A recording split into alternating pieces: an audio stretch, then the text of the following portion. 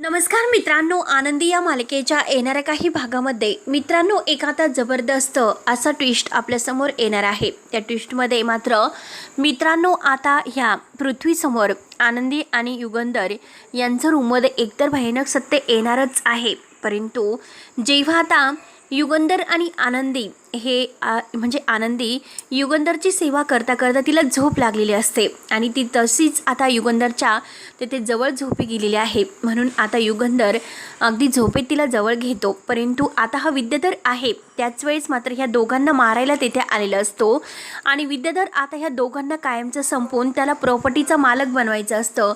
म्हणून मात्र आता तो त्यांना मारण्यासाठी तेथे येतो. कारण आता हा युगंधर आपल्याला खूप नडतो. एकदा की याला आयुष्यातून उठवलं तर मात्र आपल्याला सगळं काही सोपं होईल. या निंबाळकरांच्या घरावर आता सगळं राज्य आपलं असेल आणि ही आनंदी ह्या आनंदीला सुद्धा मात्र आता असं काहीतरी धडा आपण शिकू. कारण युगंधरला जर मारलं तर आनंदीवर आपल्याला कब्जा करता येईल.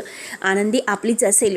आता युगंधर आता गेला तर चांगलं होईल आणि आपण ह्याला बरोबर मारू आणि याचे सगळे काही आरोप आनंदीवर येतील की आनंदीनेच युगंधरला मारलं. असं काहीतरी आता आपल्याला प्लॅन करायचा आहे. म्हणून तो आता तेथे आलेला असतो. कारण त्याला असं वाटतं की आता युगंधर एकटाच झोपेमध्ये असेल आणि एकतर आता मुलांच्या टेन्शनमुळे आणि जे काही आपण त्याला बोललो ना तर त्या गोष्टीमुळे त्याने घरातून बाहेर स्वतःला काढलंच नाही. तो तर आता ह्या आपल्या अथुर्णाशी खेळलेला आहे. मग आपण आता ह्या संधीचा फायदा घ्यायला हवा आणि एकदा की आनंदी विधवा झाली तर त्या आनंदीला आपण कसं आपली राणी बनवतो आणि शेवटी आपल्या हुकमाची राणी ती होईल असं स्वप्न तो पाहता पाहता मात्र तिथे आलेला असतो. पण त्याला हे माहिती नसतं की पृथ्वी हा युगंधर आणि आनंदी या दोघांवर लक्ष ठेवून आहे. नक्की ह्या दोघांमध्ये काय नातं आहे हे त्याला शोधायचं असतं. परंतु आता पृथ्वीच्या समोर असं काहीतरी नातं येतं. कारण आता युगंधरला खूप ताप भरलेला असतो आणि युगंधर रूममध्ये आहे. आता त्याला तापाने तो फनफन करत आहे. पण मुलं आता त्याच्या जवळसुद्धा आलेली नसतात. याचा आनंदीला फार वाईट वाटतं. आनंदी रात्रंदिवस त्याच्या उशाशी बसून त्याची सेवा करत असते, त्याची काळजी घेत असते.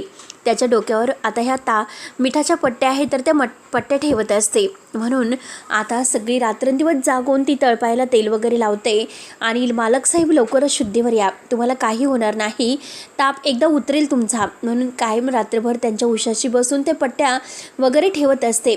पण अचानक काय होतं, आता मात्र पृथ्वी डोकावून जातो. पृथ्वीला असं वाटतं की आनंदी रात्रभर तेथे बाबांच्या शेजारी बसेल आहे आणि आपण तर त्यांच्यावर इतके घाणेरडे आरोप करतो. पृथ्वीला काहीतरी वेगळं वाटत असतं, काहीतरी वेगळं फील होतं. कारण आनंदी स्वतःचा विचार करत नाही. तिचा श्वास गुदमरला होता पण तरीसुद्धा आज मात्र आनंदी इतकं सर्व काही करत आहे आणि आपण त्यांच्यावर असे आरोप कसे घेऊ शकतो. म्हणून पृथ्वीला स्वतःचीच लाज वाटते. आणि तेवढ्यात आरतीसुद्धा आता इथेच निंबाळकरांच्या घरी आहे आणि ती आरती पृथ्वीकडे येते आणि पृथ्वीला म्हणते की पृथ्वी, अरे तुला कळतं का तू काय वागतोस?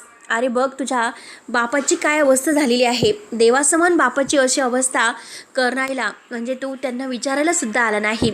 अरे अरे आपला बाप इतका विचार करून करून आता टेन्शनमध्ये आला, त्याला ताप भरलेला आहे आणि देवमाणूस असणाऱ्या मालक साहेबांची तुम्ही साधी काळजीसुद्धा घेतलेली नाही. आनंदीचा ते इतका रागराग करतात. आनंदीला कोणताही हक्क ते दिलेला नाही. पण बघ अरे माणुसकी या नात्याने मात्र आनंदी त्यांची किती काळजी घेते. आत्तापर्यंत त्यांच्यामध्ये कोणतंही नातं नाही तरीसुद्धा आनंदी त्यांची इतकी काळजी घेते. कारण ती तिची जबाबदारी आहे. आणि पृथ्वी तू विसरतोस का? आणि तुझीसुद्धा जबाबदारी आहे एक मुलगा म्हणून मालक साहेबांची काळजी घेणं आणि तू असं का वागतोस? तेव्हा लगेच पृथ्वी म्हणतो की आरती तू काय काय बोलतेस, तुला कळतं का? परंतु आज मात्र मी आनंदीला बघितलं. कारण आनंदी रात्रंदिवस आमच्या बाबांच्या उशाशी बसून आहे आणि त्यांची जी काळजी तिने घेतलेली आहे ना तर ती फक्त एक बायकोच घेऊ शकते. आनंदीने आज त्यांची खूप काळजी घेतलेली आहे. त्यांना आता इतक्या मोठ्या म्हणजे त्यांना ताप भरलेला असतो, ते बोलायला सुद्धा तयार नसतात. तरीसुद्धा आनंदीने सगळं काही त्यांचं केलेलं आहे आणि खरंच मला आनंदीचा अभिमान वाटतो. कारण आनंदी हे सगळं अगदी स्वतःसाठी करत नाही तर ती मालक साहेबांसाठी करते, म्हणजे बाबांसाठी.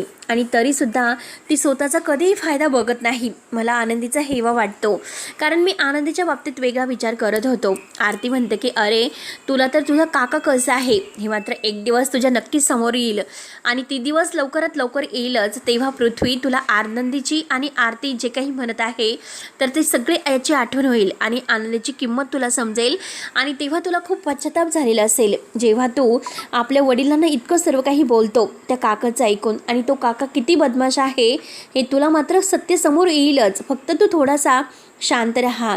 पृथ्वी म्हणतो की आरती हे बघ, अगं माझा काका चांगला आहे, परंतु जेव्हा आता हा पृथ्वी विचार करत असतो आणि त्याला असं वाटतं की एकदा बाबा झोपलेत की काय पाहावं.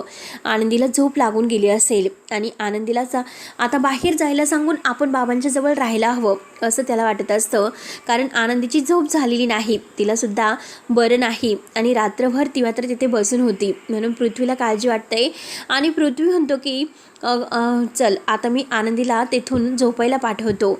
आणि झोपायला पाठवून आता तोपर्यंत मी तेथे बाबांच्या जवळ थांबतो, बाबांची काळजी घेतो. आणि हे सगळं काही आता आरतीने ऐकल्यानंतर आरती म्हणते की पृथ्वी बरं झालं इतकं तरी तुझ्या डोक्यामध्ये लवकर आलं, नाहीतर मला तर असं वाटलं होतं की सगळं काही म्हणजे आता तूच हे मुद्दाम करत आहे, मुद्दामच तो तुझ्या बाबांना त्रास देण्यासाठी हे सर्व करत आहे. तर तेव्हा लगेच आता पृथ्वी यायला निघतो, परंतु आता त्या अगोदर हा विद्याधर त्याला असा डाव साधायचा असतो. त्याला असं वाटतं की आता आनंदीला झोप लागलेली आहे, आनंदी झोपी गेलेली आहे आणि ही संधी आहे की युगंधरला मारण्याची, कारण आता युगंधर आता एकटाच आहे आणि तो तर अंथरुणाशी खेळलेला आहे.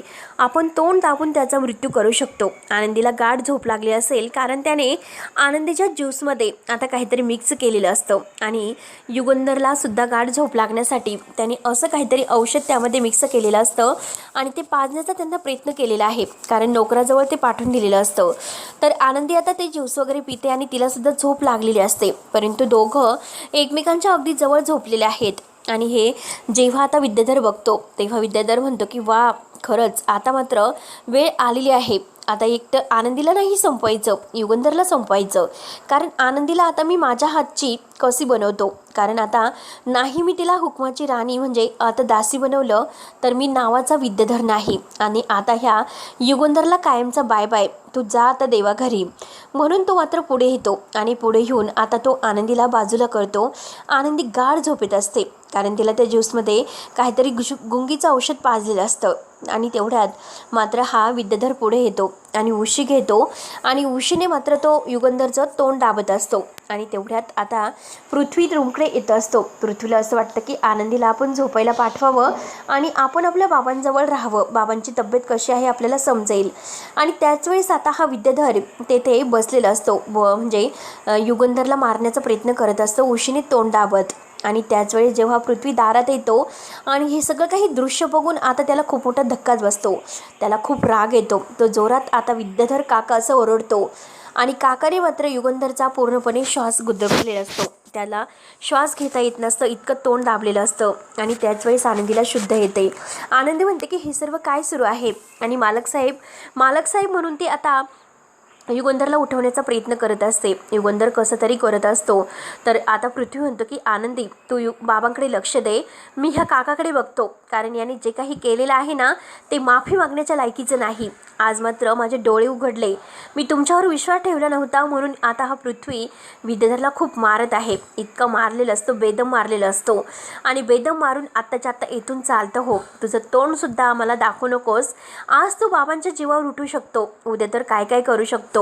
तेव्हा आता विद्याधर म्हणतो की हो का, अरे मी सुद्धा तुला संपवायला निघालेला आहोत, कारण तुला तर आता या जगातच मी नाही राहून देणार आणि तुझ्या बापाशी तर तुझं एकमत कधीही होऊन देणार नाही, तुझ्या बापाला मी संपवल्याशिवाय नाही राहणार. त्याच वेळेस आता युगंधरला राग म्हणजे जाग आलेली असते, तो शुद्धीवर आलेला असतो.